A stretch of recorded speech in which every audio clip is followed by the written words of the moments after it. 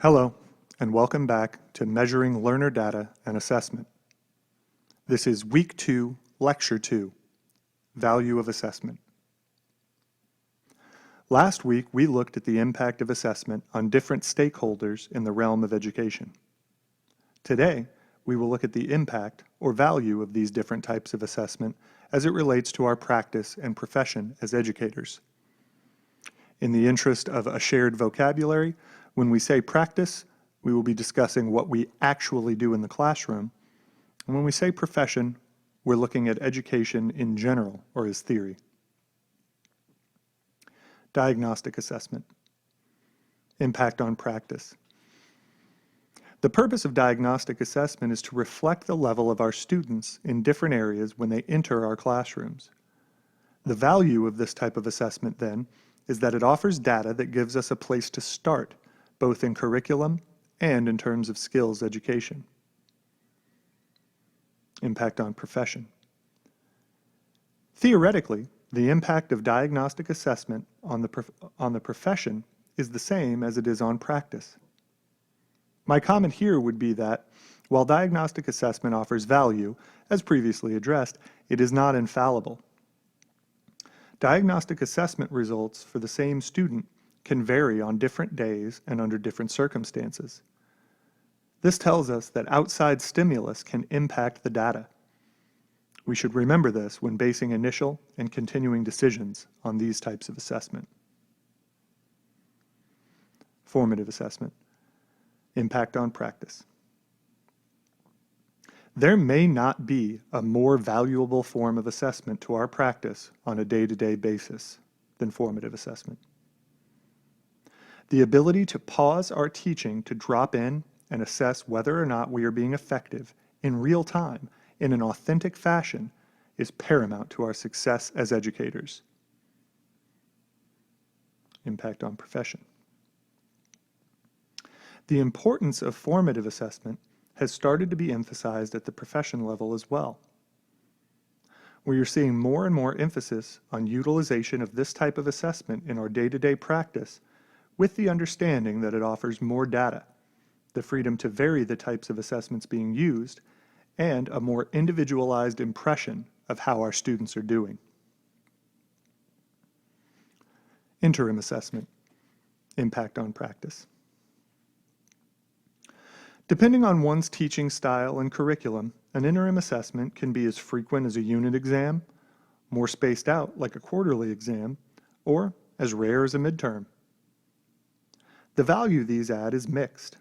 They can be used to reflect acquisition and synthesis of the topics and skills touched upon to that point.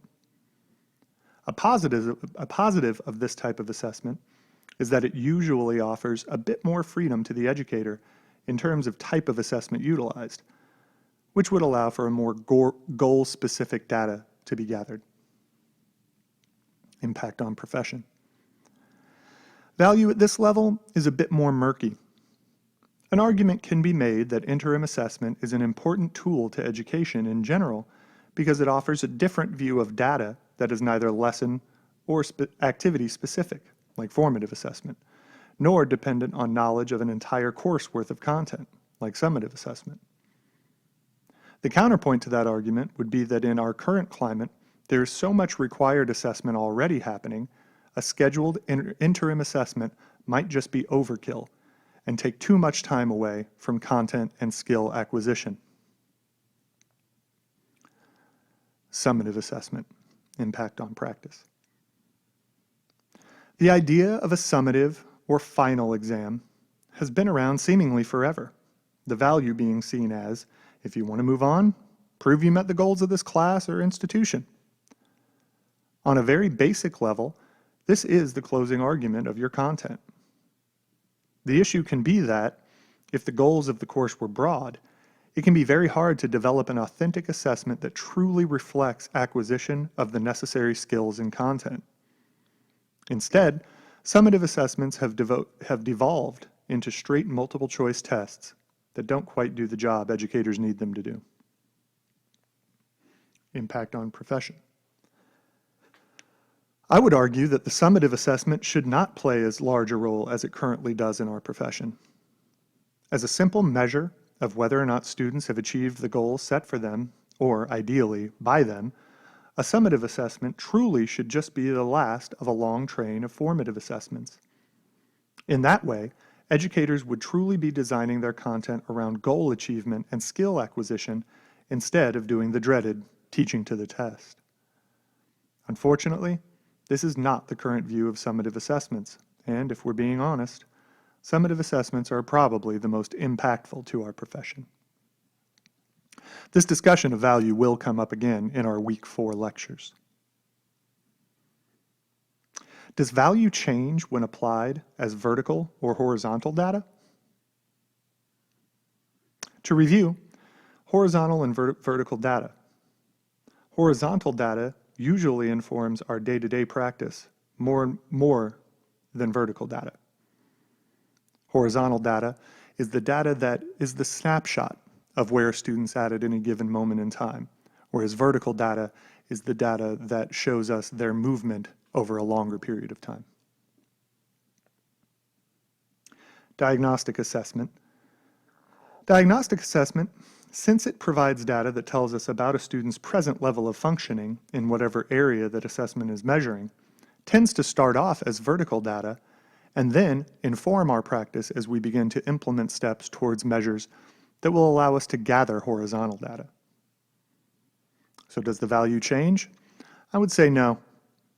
Since the assessment itself is meant to be used as both, the value is static in both applications. Formative. Formative assessment tends to be most applied as horizontal data, as its definition implies. The exception to this would be when the assessment is being used for the purpose of determining whether or not a student with special needs has made progress towards achieving goals as stated on their individual education program. When used this way, formative assessment data can be seen as vertical data. So does the value change? In general, I would say yes. If not being applied in the exception scenario mentioned earlier, formative assessment is much more valuable when viewed as horizontal data. It's the flash in the snapshot, shining light on what is happening at that moment. Interim. Interim assessment is where we begin to venture again into mixed territory. It is mostly horizontal data, as it is a reflection of where a student is to that point in that particular curriculum. It can inform vertical data, though, as it provides a preview of how a student is moving towards the goals set using diagnostic assessment. So does the value change? Yes. Interim data, while usually taken as a standardized test, usually only somewhat bears a resemblance to the summative assessment. As such, it is much more useful if viewed as just another in a series of formative assessments and therefore taken as horizontal data. Summative assessment. Just as interim assessment can be seen as mixed, skewing towards being more valuable as horizontal, we might say that summative is mixed, skewing towards vertical. Because it serves so many purposes, as evidence of goal attainment in both content and skill competency, as benchmarks towards advancement, and even at times as the doorway to commencement, summative assessment is valuable as vertical data in that it is the payoff to diagnostic assessment. It is the bookend. It tells us if we have met our purpose and sets us on a path for further achievement. So does the value change? Yes. Summative assessment, if taken as horizontal data, loses much of its validity in relation to the student and their educational journey. The only way that I can see it being used as horizontal data is from the teacher's professional perspective, as a final snapshot indicating whether or not final instruction and/or review was effective. This question of value would be a good one to include in your reflective practice as an educator. You might find that you are able to streamline your assessments to better support both your goals and your students' progress.